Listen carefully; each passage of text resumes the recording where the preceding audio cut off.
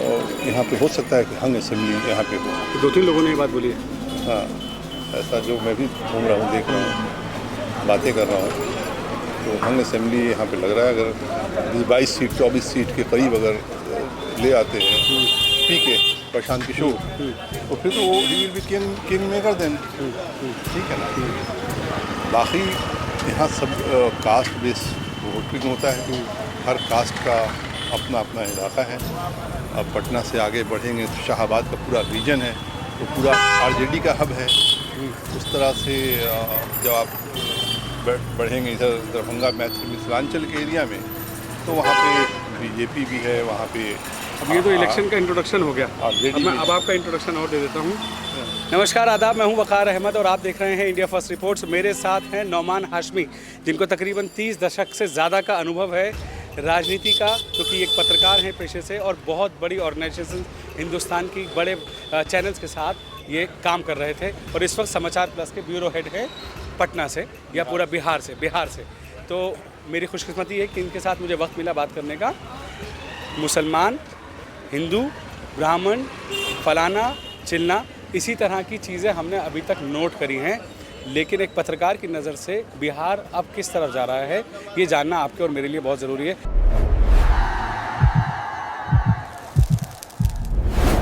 बिहार का रण।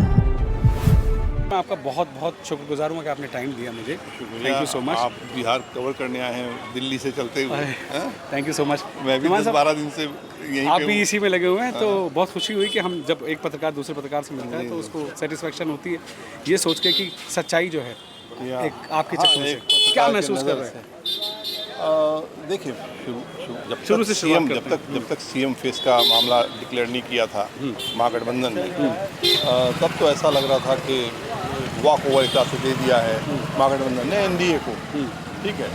लेकिन डिक्लेयर करते ही जो घेराबंदी की, जो सवाल एनडीए को घेरे में खड़ा कर दिया कि कौन आप अपना सीएम बताइए, क्योंकि बीजेपी की तरफ से, चाहे वो मोदी हो, चाहे वो प्रधानमंत्री मोदी हो या अमित शाह हो, इनकी तरफ से कोई बयान आ नहीं रहा था। लेकिन इसी दबाव का, मुझे लगता है इसी दबाव का नतीजा था कि कल समस्तीपुर में जो रैली हुई प्रधानमंत्री की, नरेंद्र मोदी की और अमित शाह की, उसमें अमित शाह ने कहा कि भाई यहाँ तो बिहार में लोग पूछते हैं तो बिहार में तो मुख्यमंत्री नीतीश कुमार हैं।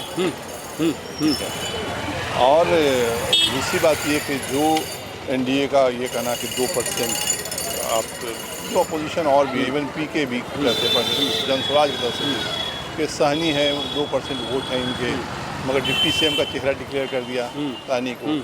अराउंड मोर देन 17% मुस्लिम वोट यहाँ पे है, और मुस्लिम वोट का क्या, लेकिन इस पर तेजस्वी मुसलमानों को लग रहा था कि कोई डिप्टी सीएम का अनाउंसमेंट मुसलमानों का तरफ से कोई होने वाला है या कुछ ऐसा। हाँ, वैसा लग रहा था, और मुसलमानों में है भी नाज़, मुसलमान सवाल भी कर रहे हैं। मुस्लिम उर्दू जो अखबारात हैं उधर से भी, उसमें भी बयान वगैरह आया। हाँ, लेकिन क्या है कि तेजस्वी का जो बयान आया उसने कुछ बाइट भी दिया है। हाँ, बाइट दिया था कि अभी कुछ दिनों में हम क्लियर कर देंगे। नहीं, तेजस्वी से ये सवाल किया गया, अच्छा। सीधे तौर पे मुस्लिम को लेकर के, मुख्यमंत्री को लेकर के।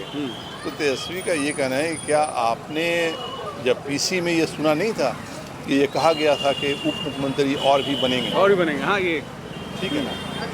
तो उसका इशारा वही है कि डिप्टी सीएम जो है कोई मुसलमान ही वो बनाएगा। राहुल गांधी है या तेजस्वी हैं, इनकी पॉलिटिकल कंपल्शन भी है, क्योंकि राहुल गांधी, कांग्रेस का तो नारा ही था जिसका जितना प्रतिशत है उतना सीट वोट, उतना परसेंटेज सीट मिलेगा, नुमाइंदगी वैसे लिहाज से होगी।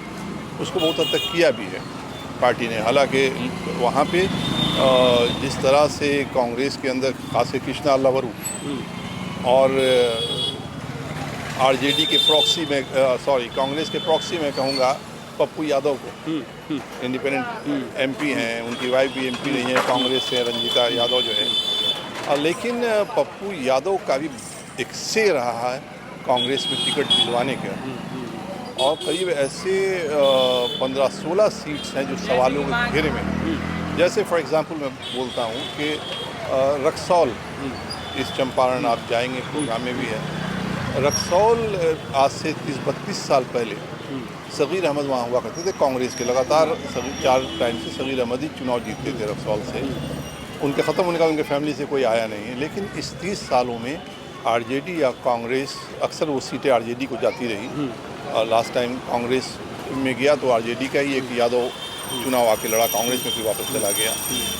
वहाँ क्या हुआ 30 साल से, अच्छा वहाँ मुस्लिम वोट है more than 90,000, around more than 25% मुस्लिम वोट है रक्सौल में। लेकिन 30 सालों से कोई मुस्लिम उम्मीदवार ना आरजेडी ने दिया ना कांग्रेस ने दिया। इस बार भी ऐसे ही हुआ। श्याम बिहारी जो जेडीयू से विधायक रहे थे, पप्पू यादव जिन्हें ऐसा कहा जा रहा है, खबरें हैं इनसाइड कि पप्पू यादव ने उनको कांग्रेस ज्वाइन कराया और नॉमिनेशन 18 को फाइल था तो 17 को उनको शाम वाम तक उनको टिकट मिल गया। अब जो वहाँ कार्यकर्ता काम कर रहा है कांग्रेस का, लंबे समय से अपना एनर्जी झोंक रहा है और सर्वे की, कांग्रेस पार्टी का था कंडीशन के सर्वे कराएं, ये कराएं, तो वो सारा करके लोग भेजे जो भी उम्मीदवार हैं इस तरह कॉन्स्टिट्यूंसी से, क्योंकि 16 सीट ऐसे लोगों को कांग्रेस ने दे दिया जो पार्टी में शामिल किए गए। तो कार्यकर्ताओं का क्या हुआ, ये चीज़ कहीं ना कहीं कांग्रेस पार्टी को नुकसान कर सकती है। इसमें पप्पू यादव का नाम है, कृष्णा लवरू हैं, उनका तो इंचार्जशिप ही खत्म हुआ। अशोक गहलोत को भेजा गया सारा रिजॉल्व करने के लिए, मुख्यमंत्री के नाम को डिक्लेयर करने के लिए भी। और साथ में जो पार्टी के यहाँ अध्यक्ष थे पहले अखिलेश सिंह, उनका भी नाम दबी ज़बान में आ रहा है। अब आप देखें कि भूमिहारों की यहाँ पे बिहार में क्या पॉपुलेशन है, क्या परसेंटेज है भूमिहारों का, शायद 3-4% हो अगर, और जोर कितना है? और कांग्रेस के अंदर जो 12 भूमिहारों को, मतलब 25% टिकट जो गठबंधन में कांग्रेस को दिया है आरजेडी ने, उसमें 12 भूमिहार अगर मिल रहा है तो 25% रिप्रेजेंटेशन हो गया, उससे ऊपर हुआ। तो ये सब चीज़ अगर इस तरह की राजनीति रहेगी तो कांग्रेस या महागठबंधन को, और आरजेडी में भी कई लोग को तेजस्वी ने पार्टी से निकाला। सिटिंग एमएलए आरजेडी का 33,000 वोट लाया था, हराया था, 33,000 वोट से हराया था, उसका टिकट काट दिया गया, किसी और को टिकट दे दिया गया। तो मुस्लिम ही उम्मीदवार थे, 33,000 से हराया, जिसमें मुस्लिम एमएलए। असदुद्दीन ओवैसी, अकबरुद्दीन ओवैसी वाली जो पार्टी है अपनी एमआईएम, जब यहाँ घुस रही है, क्या लगता है मुसलमान अब फिर से उस तरफ चले जाएंगे? क्या है? नहीं, ऐसा है कि सीमांचल में जो 3-4 सीट लास्ट टाइम निकाला था उसमें 3 एमएलए आरजेडी ज्वाइन कर लिया। एक है अख्तरुल ईमान, ऐसे ही कुछ जो एआईएम के बिहार के प्रेसिडेंट भी हैं, वो अपना सीट निकाल सकते हैं। हो सकता है कोई एक और सीट निकल जाए, बट सीमांचल इनके होने से, भाई इनके होने से नुकसान तो महागठबंधन को है। लेकिन एक फैक्टर और भी है ना, जो पीके हैं, पीके के साथ जो जेनजी जनरेशन जो कहलाता है, वो तो उसमें आप देखिएगा उनके सेमिनार्स वगैरह जो उन्होंने करता है दिल्ली से लेके हर जगह, बेंगलुरु में, यहाँ बिहार में, उसमें ज़्यादातर परसेंटेज जो है वो फॉरवर्ड कास्ट हिंदूज की रही है शामिल, और मुस्लिम्स भी हैं अच्छे खासे। यहाँ जो बिहार जन स्वराज के मीडिया इंचार्ज हैं वो भी मुस्लिम ही हैं, ठीक है ना। उनका तो दोनों चलता है ना, political plus corporate hiring type. हाँ, ग्रुप बन जाता है, फिर उसके हिसाब से फिर वो जो जिस जगह फिट होता है उसके हिसाब से काम करते हैं। Performance based. हाँ, performance, yes of course, result based, correct, performance based, उस तरह से वो काम लेते हैं। पीके को सीरियसली ले रहे हैं लोग? देखिए, पीके मेहनत बहुत कर रहे हैं, पीके महत्वाकांक्षी हैं, बड़ा कैलकुलेटिव हैं। उनके 3 उम्मीदवार, पीके का कहना है कि बीजेपी के दबाव में उन्होंने नॉमिनेशन विड्रॉ कर लिया अपना। लेकिन इस चुनाव में तो पीके को वो खातिर ख्वाह जो है, जो एक्सपेक्ट कर रहे हैं, नहीं, ये पीके भी समझ रहे हैं। बहुत सारे जनस्वराज के कंडीशन में है या हरवाने की, हरवाने की कंडीशन में है। मगर मैं एक बात बता रहा हूँ, अगर 10-15 सीट भी पीके को आ गया इस सिचुएशन में, तो पीके तो किंग मेकर बन जाएंगे। हाँ, फिर इधर उधर का सारा खेल उनके हाथ में हो जाएगा। लेकिन अगर, क्योंकि मैंने लोगों से बात की, लोग हैं कम तादाद में हैं, और कुछ लोगों का तो ये कहना है कि भी हरवाने वाली कंडीशन में हैं। देखिए, बहुत जगह मैं बता रहा हूँ, हाँ, हरवाने वाली कंडीशन कई जगह वो हरवा देंगे, यस, कई जगह। उसमें नुकसान किसको होना? ज़्यादा नुकसान महागठबंधन को है, नुकसान मगर एनडीए को भी। वो खुद भी अपने मुंह से कह रहे हैं कि मैं तो एनडीए को नुकसान पहुंचा रहा हूं, लेकिन सच यही है, लोगों का तो ये कहना है कि वो टीम भी है बीजेपी की यहाँ पे। ये आम परसेप्शन है। मैं इसके पहले भी आया था बिहार और कुछ गांव देहात में घूमा था, जनस्वराज के भी एक नेता से बात किया जो जनस्वराज छोड़ के कांग्रेस पार्टी ज्वाइन कर लिए। बहुतों से बात हुआ, दरभंगा में बात हुआ, गया शहर में कई जगह बात किया। तो अक्रॉस द कास्ट और रिलीजन तो आम परसेप्शन तो यही लोगों का, खासकर मुसलमानों के बीच में ज़्यादा स्ट्रॉन्ग परसेप्शन है। यहाँ बड़े मशहूर बिहार का अखबार है, उनके भी एडिटर इन चीफ से मेरी बात हुई। उन्होंने भी कहा कि वो तो बी टीम है बीजेपी, तो मुसलमानों के बीच में तो ये है, बट मुसलमानों का एक तबका है जो उनके साथ है। अब जैसे पटना में पटना में जैसे डॉक्टर एजाज, वो सर्जन है, 10-15 रुपये लेके इलाज करते हैं, भीड़ लगाए रहते हैं। वो राज्यसभा MP भी रहे वो, ठीक है ना।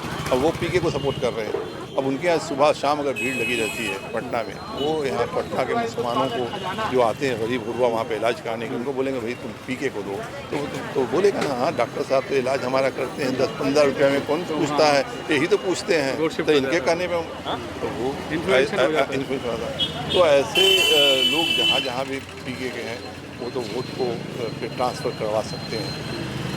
तो एक मतलब फाइनल रिमार्क आपका क्या है?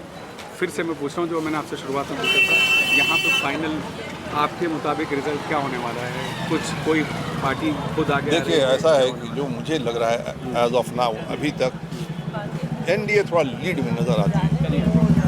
NDA थोड़ा लीड में नज़र आती है। उसकी एक वजह भी है, उसकी वजह भी है कि एक कास्ट रिलीजन से अलग हट के नीतीश कुमार का अपना एक वोट बैंक है, खास के महिलाओं का। मैं देखा, मैंने महिलाओं से भी बात की। यस, महिलाओं का। तो वो साइलेंट वोट जो है ना, वो नीतीश को का, क्योंकि नीतीश की अपनी कास्ट का वोट तो उतना है नहीं। अब जो ये 6 महीने चल रही हैं, जो गॉसिप्स चल रहे हैं कि नीतीश साहब जीतने के बाद अगर बीजेपी को धोखा देके RJD के साथ हाथ मिला लेंगे और तरह तरह की, नहीं, वो गॉसिप है। गॉसिप ही। नीतीश ऐसा कुछ करने वाले नहीं है। He is done with RJD, ठीक है ना। और प्लस उनके साथ जो लोग हैं, खास कर संजय झा और ललन सिंह, वो लोग उनको RJD तक जा ही नहीं देंगे। संजय झा जैसे लोग तो। सम्राट चौधरी साहब का क्या फ्यूचर लग रहा है आपको? अगर सम्राट चौधरी जैसे लोगों को तो बीजेपी प्रमोट करती ही है ना, क्योंकि उनका सबसे बड़ा पॉलिटिकल एसेट ये है। सम्राट चौधरी हो या हेमंत बिस्वा शर्मा हो या आपको फडणवीस हो, इनका सबसे बड़ा पॉलिटिकल, हाँ, एक तो एंटी मुस्लिम है, दूसरा पॉलिटिकल एसेट ये है कि उनका कोई मास बेस नहीं, वरना सिर्फ एंटी मुस्लिम पे ही तरक्की करना होता तो प्रवीण तोगड़िया कहीं के कहीं आगे रहते हैं, कल्याण सिंह कहीं आगे रहते हैं, विनय कटियार इस तरह से लंबी फेरिस्त है। लेकिन इनके ऊपर हाथ है, अमित शाह जी का हाथ है, प्रधानमंत्री नरेंद्र मोदी का हाथ है।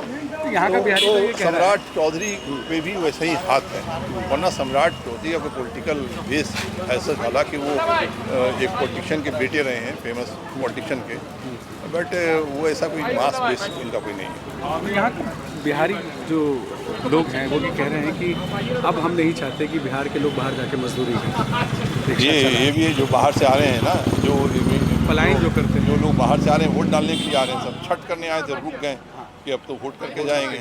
उसमें बहुत बड़ा तबका ऐसा है जो प्रशांत किशोर को सपोर्ट करता है, नौजवानों का। लेकिन इसमें एक और प्लस माइनस पॉइंट है इनके लिए, महागठबंधन के लिए या PK के लिए भी, क्योंकि लगातार जो हम आंकड़ा देखते हैं वोटों का ना, वो बिहार में वोट का प्रतिशत मर्दों का कम वोट है, 5% वोट परसेंटेज महिला का ज़्यादा होता है। और जो 10,000 रुपये महिला को मिलने वाले हैं या मिल रहे हैं, मिला है, तो उसकी जेब में जाते हैं। एक बच्चे से मैंने पूछा, उसने बताया कि हमारे तो महिलाओं, जो हमारी माताएं बहनें हैं, 10,000 लेके अपना वोट देने वाली हैं, हमारा फ्यूचर वो नहीं दिख रही। क्या लगता है आपको इसके मायने क्या हैं? देखिए, मायने यही है कि ये जो फ्री बीज जो है कि पॉलिसी है जो बीजेपी देख रही है कि वो 80 करोड़ लोगों को 3 टाइम राशन दे रहे हैं, नुकसान है। बाकी तो इसके पहले भी किसानों को उन्होंने दिया। हरियाणा में चुनाव था तो हम तो चैनल में ही थे, देखते थे, एनालिसिस करते थे कि यूपी के किसान को इस महीने मिला कि नहीं, तो पता चला इस महीने मिला और ये 3 महीने से नहीं मिल रहा है। अब वो 3 महीने जो नहीं मिल रहा है तो वहाँ हरियाणा में चुनाव है तो वहाँ 3 महीने शिफ्ट कर दिया। तो ये शुरुआत में लोग को मिल जाता है, 1000 मिल गया, 10,000 मिल गया, किसानों के चला गया। इलेक्शन के टाइम में किसान उसी से उत्साहित हो जाता है, लेबर क्लास उसी से खुश हो जाता है कि हमको तो पैसे आ गए। अब वो उसको जो हाथ में है वही सत्य है, हाँ, जो बात है वो बस बात है, वो उसका इम्पैक्ट पड़ जाएगा। हाँ, तो उसका इम्पैक्ट जो भी थोड़ा बहुत लाडली बहना जो चल रही थी वैसे। देखिए, ऐसा है कि नीतीश कुमार भी ये कर रखा था कि जो भी लड़की मैट्रिक फर्स्ट डिवीजन से पास कर जाएगी उसको अकाउंट में 10,000 रुपया, ठीक है। तो हमारे तरफ ही एक साहब से मिले, उन्होंने दिखाया कि यार मेरी बेटी फर्स्ट डिवीजन का थी, जिसने 10,000 रुपया दिया तो ये एस्बेस्टस का छत डाल दिया, इस पर कमरा सही था, एस्बेस्टस नहीं था, डाल दिया। तो उसके लिए तो बहुत बड़ी चीज़ है, और ज़्यादातर तो यहाँ गरीबी है, लोअर इनकम क्लास ज़्यादा है, सच बात है। ठीक है। तो ये पैसे से लॉयल्टी तो वो खरीद रहे हैं। IAS IPS बिहार के लोग हैं, फिर भी 6,000 रुपये की इनकम जो एक स्लैब बन जाता है कि यार इसी तो बिहार के जो गरीब से गरीब के इनकम जो है वो 6,000 तक ही जाती है। ऐसा लोगों का कहना है कि हमारी तरक्की ही नहीं हो पा रही, लोगों ने हमको लेबर ही समझा है। अलग स्टेट्स में लेबर, हम नहीं होंगे तो मुंबई कैसे चलेगा, हम नहीं होंगे तो दिल्ली कैसे चलेगा, हमारा स्टेट कैसे चलेगा, ये लोग सवाल कर रहे हैं। अब तो जातिवाद का, ये धर्म का कोई मामला कहीं पीछे रह गया इस बार बिहार में। आपको क्या महसूस होता है इस बारे में? मैंने बताया ना कि जो जनरेशन यंग है, जैसे प्रशांत किशोर के सेमिनार वगैरह में जनजी, प्रशांत किशोर, उसमें हमने बताया कि 10% मैक्सिमम तो उसमें देखा मैंने फॉरवर्ड कास्ट के हिंदू शामिल थे, यंग जनरेशन। कोई नासा में काम कर रहा है, कोई फेसबुक में काम कर रहा है, लॉबी है अन्ना हजारे वाला दिल्ली में जो था उस तरह का कुछ देखा।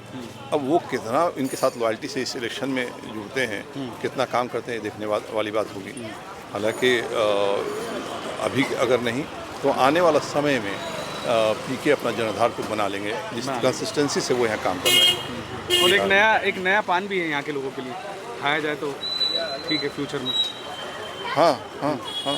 एक नया तरह का टॉफ़ी है प्रशांत किशोर, जिसको चखने के लिए लोग भी इंतजार में हैं। नहीं, मुझे नहीं लगता कि प्रशांत किशोर जो है एक टॉफ़ी है, ठीक है ना, क्योंकि वो बहुत ही विगरस तरीके से और बड़ा सिंसियर होकर के अपना बहुत ही बड़ी कंपनी का वो मालिक है, ठीक है ना। 100 CR से ऊपर की उसकी कंपनी है, आईपैक जो कंपनी है, ठीक है ना। तो वो उसको पैसे की कमी नहीं है, वो अपने एम्प्लॉय को सैलरी देता है। फील्ड में उसने, मेरे बहुत सारे जूनियर्स उसकी कंपनी में काम कर रहे हैं। तो वो हंड्रेड्स ऑफ किलोमीटर का वो यात्रा किया है, वो एक अच्छा स्ट्रेटेजिस्ट है, अच्छा इन्फ्लुएंसर है। इसलिए वो बहुत जल्दी में नहीं है कि हम इस चुनाव में हम मुख्यमंत्री बन जाएं। अगर उसको मंत्री बनने का शौक़ होता, तो लालू सरकार में हर कुछ था, वो टिकट, लालू बोल रहा हूँ, नीतीश सरकार में हर कुछ था, वो टिकट उसने कहने में टिकट दिए गए थे कई लोगों को, वो खुद मंत्री बन जाता, कोई रोक तो नहीं रहा था उससे। वो थोड़ा लंबे रेस का घोड़ा है। हाँ। तो हाशमी साहब ने बहुत सारी नॉलेज शेयर की अपनी, उनका 30 साल का तजर्बा मैंने आपके सामने प्रेजेंट किया, बिहार को इनकी नज़र से देखा और आपको भी दिखाया। हाशमी साहब की सारी बातों का मुझे जो एक ही निचोड़ नज़र आता है वो ये है कि बिहार में इस वक्त किसकी सरकार बनेगी ये कहना बहुत मुश्किल हो रहा है। त्रिशंकु हालात भी बन सकते हैं। अभी तो ये समय के गर्भ में है कि रिज़ल्ट क्या होगा, कौन बनेगा मुख्यमंत्री बिहार का। आप मेरे साथ बने रहिए, देखते रहिए बिहार का रण। मैं हूं इस वक्त बिहार में, बिहार के पटना में। मेरे कैमरामैन मोहम्मद इकबाल के साथ मैं Waqar Ahmed, India first reports, Patna.